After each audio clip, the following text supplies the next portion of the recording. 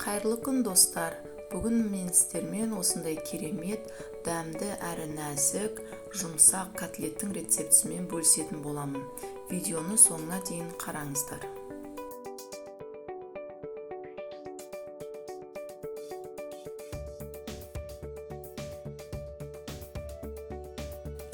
Котлетімізді дайындау үшін бізге керегі фарш, жұмыртқа, мен алдын ала жылы сүтке нанның жұмсақ бөлігін салып жібітіп қойдым.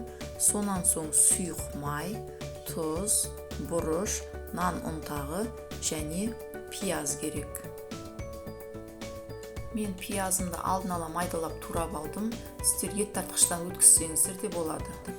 Табамызды орташа отқа қойып, үстіне май құйып, жаңағы майдалап туралған пиязымызды салып, жақсылап қуырып аламыз.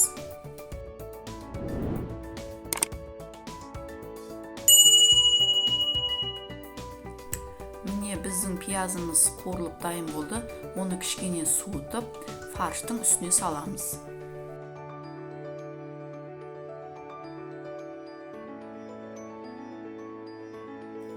Жаңағы жылы сүтке жібітілген нанымызды саламыз.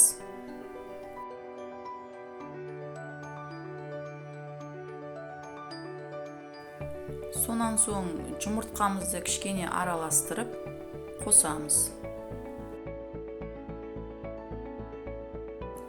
Дәміне қарай тұз, бұрышымызды себеміз.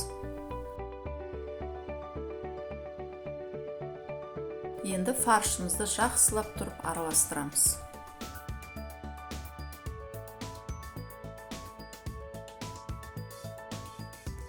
Араласқан фаршымызды тура видеодағыдай етіп, ыдысқа қайта-қайта соғып аламыз.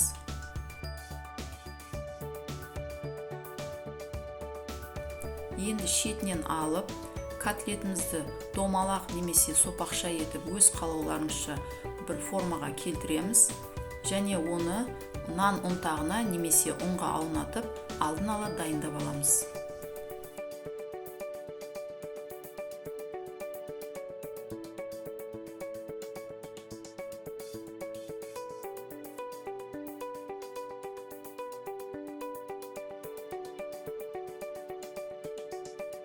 Міне котлеттерімізді алдын ала формаға келтіріп дайындап алдық.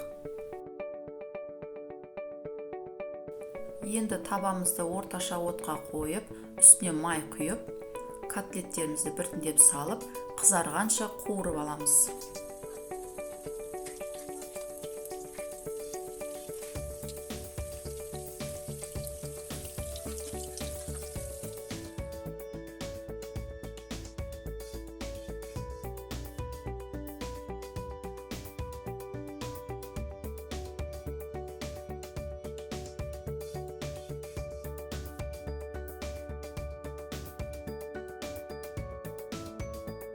Табамызды орташа отқа қойып, кішкене ғана май құйып, жаңағы қуырылған котлеттерімізді табамызға саламыз.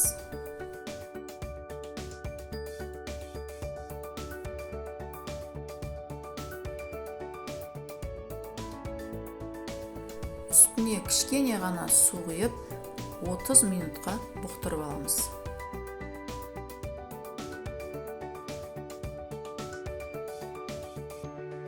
Міне котлеттер өте жұмсақ болып шықты.